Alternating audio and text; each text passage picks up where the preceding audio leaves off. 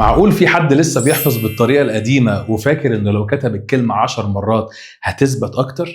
الكلام ده مش صح خالص. انا جاي اقول لك على طريقة فعالة وفقا للعلم الحديث ونظريات التعلم الحديثة، بتقول لك ان انت ممكن تتعب مرة واحدة بس وتحفظ بيها كلمات كتير وما تنساهاش، عن طريق الفوت فاميلي اللي انا بقول لك عليها.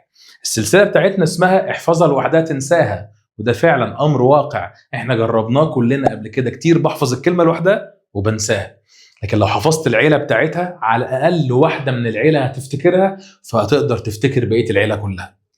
الكلمة اللي معانا النهاردة هي كلمة فورن، اللي هي معناها يقود أو يوجه.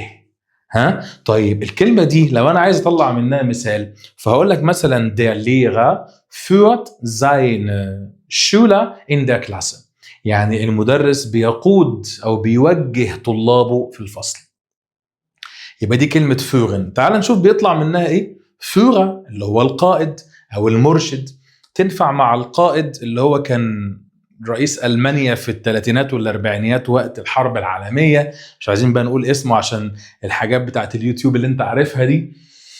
هو كان مسمي نفسه أصلا فورا فلان الفلاني. وممكن كمان تيجي بمعنى مرشد سياحي، فأنا هقول لك مثلا der Reiseführer، أو ممكن أقول der Stadtführer.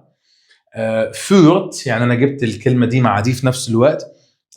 die Touristen in der Stadt، بيوجه أو بيقود السياح في المدينة.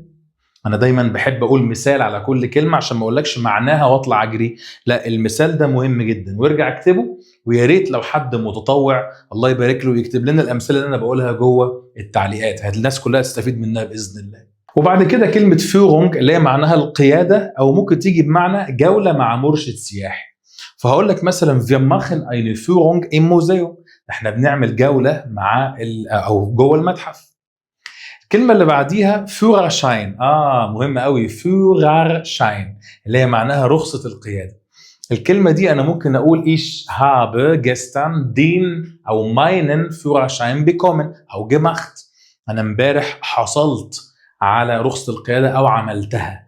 ده طبعا في ألمانيا موضوع مش سهل خالص. اللي بعد كده führend دي معناها رائد أو قائد، بس هي صفة. خلي بالك المفروض تبقى الاف سمول، بس الحاج تشات جي بي تي بقى انت عارف ساعات بيهيس. عايز اقول لك ان الكلمة اللي اسمها führend اللي معناها قائد أو رائد، ممكن اقول لك Deutschland ist führend in Technik، يعني ألمانيا دولة رائدة في التقنية والتكنولوجي والحاجات دي. Führungsstil ده معناها اسلوب القياده بتاعته. واسلوب القياده انا ممكن اقول عليها جمله واقول hat einen freundlichen Führungsstil، يعني هو عنده اسلوب قياده لطيف ظريف. واللي بعديها كلمه Führungstreffer دي اللي هي معناها هدف التقدم او هدف النصر، مثلا في ماتش كوره او حاجه، فساعتها انا بقول schießt den Führungstreffer، يعني هو شاط او سجل هدف التقدم. الكلمة اللي بعديها اللي هي Führungsposition، معناه ان هو شغال في منصب قيادي. فهقول لك مثلا er oder sie arbeitet in einer Führungsposition، شغال في منصب قيادي مهم. واخر حاجة اللي هي führen معناها يغري، بص الصورة، يغري او يضلل. فممكن اقول لك مثال مثلا hat seinen Freund verführt in der Schule zu schwänzen، يعني هو كان بيغري او بيضلل صاحبه ان هو يخليه يهرب او يزوغ من المدرسه. ده كده كان نهايه الحلقه الثانيه معانا النهارده، اللي هي بتتكلم على سلسله احفظها لوحدها تنساها. وما تنساش ان انا لو حفظت الكلمه بعيلتها والله عمرك ما هتنساها باذن الله تعالى، لانها بتدخل في الذاكره الطويله. وخلي بالك من موضوع الذاكره الطويله والقصيره ده. اشوفكم على خير ان شاء الله في الحلقه الجايه. تشوس.